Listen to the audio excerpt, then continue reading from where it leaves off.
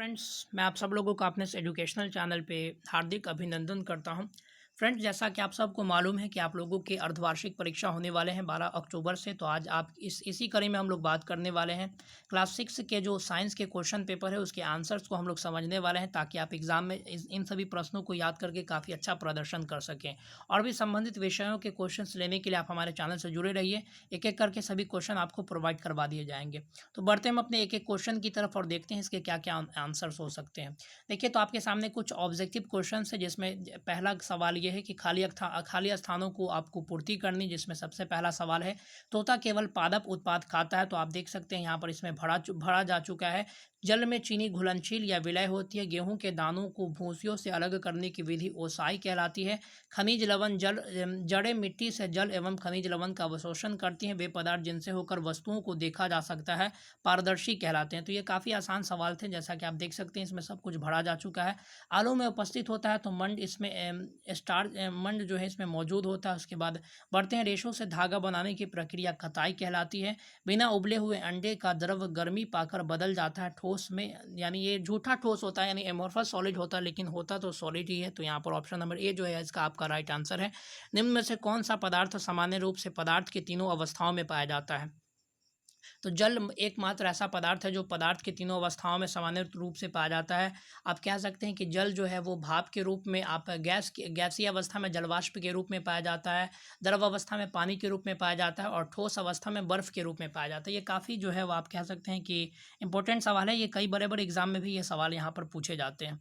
बढ़ते हम अपने अगले क्वेश्चन की ओर। रुक्षांश के मुख्य स्रोत क्या होते हैं? तो देखिए फ्रेंड्स, यहाँ पर रुक्षांश होता क्या है, पहले इसको समझने का हम लोग प्रयास करते हैं। तो ये क्या होता है कि आप जो फल और सब्जी जो खाते हैं तो उसमें कुछ रेशेदार पदार्थ होते हैं, उसी को रुक्षांश कहा जाता है, जो आमतौर पर हमारे पाचन की प्रक्रिया में उन सभी चीज़ों को पचाया नहीं जा सकता है, लेकिन ये हमारे शरीर से बेकार पदार्थों के निष्कासन में बहुत ज़्यादा मदद करता है, जिसको आमतौर पर बोलचाल की भाषा में फाइबर भी कह सकते हैं।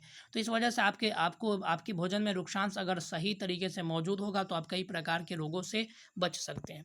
बढ़ते हम अपने अगले क्वेश्चन की ओर देखते हैं। हमारा अगला क्वेश्चन क्या है?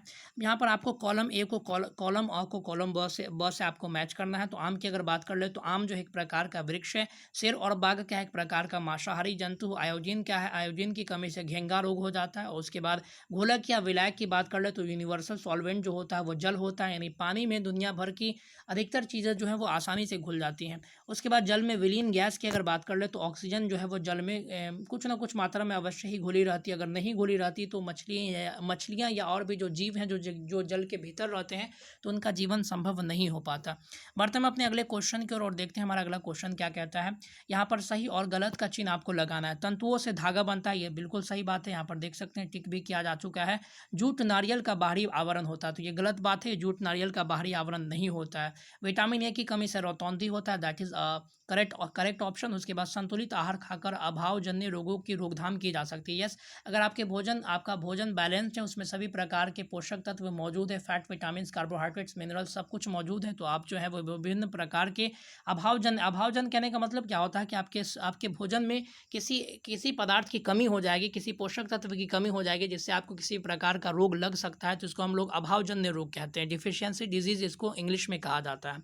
पॉलिस्टर क्या है? एक प्रकार का प्राकृतिक तंतु है? तो नहीं, पॉलिस्टर जो है वो एक प्रकार का प्राकृतिक तंतु नहीं है, ये कृत्रिम रेशा है, इसको बनाया जाता है।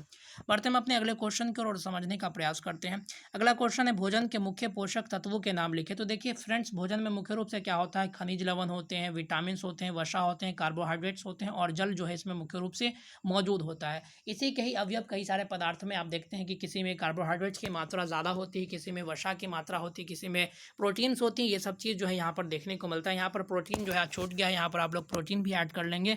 भोजन में मुख्य रूप से खनिज, विटामिन, वसा, प्रोटीन, कार्बोहाइड्रेट और जल मौजूद होते हैं। यहाँ पर आप इसको ऐड कर लेंगे।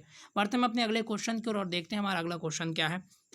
रुई तथा जूट पटसन पादप के किन भागों से प्राप्त किया जाता है? तो देखिए फ्रेंड्स, रुई जो होता है वो फूल होता है पौधे का, साथ ही साथ अगर पटसन या जूट की बात कर ले तो पौधे के तने वाले भाग से इसको प्राप्त किया जाता है।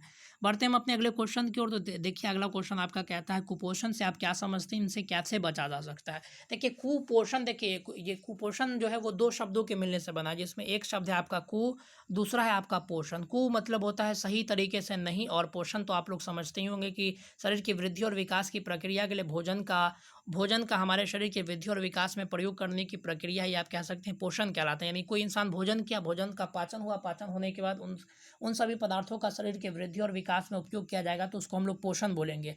अब क्या होता है कि जब कोई बच्चा या जब कोई छोटा नवजात शिशु जो होता है उसको सही मात्रा में संतुलित आहार नहीं मिल पाता है या उसको माँ का दूध सही मायने में नहीं मिल पाता है, तो क्या होता है कि वो उसके शरीर में विभिन्न प्रकार के पोषक तत्वों की कमी हो जाती है, जिससे क्या होता है कि उस बच्चे की सही तरीके से वृद्धि और विकास देखने को नहीं मिलता है, जिसको हम लोग कुपोषण कहते हैं। तो इसको आप लोग अपने शब्दों में आप लोग इसको फ्रेम करके लिख सकते हैं। उम्मीद करते हैं कि आप लोग इसको आसानी से लिख सकेंगे। तो फ्रेंड्स, ये था आपके सामने कुछ क्लास 6 का क्वेश्चन जो कि निश्चित आपके एग्जाम में बहुत ही ज़्यादा हेल्प करने वाला है। यहाँ से आपको बहुत सारे सवाल देखने को मिलेंगे। निश्चित यही सारे सवाल आप देख सकते हैं अपने एग्जाम में।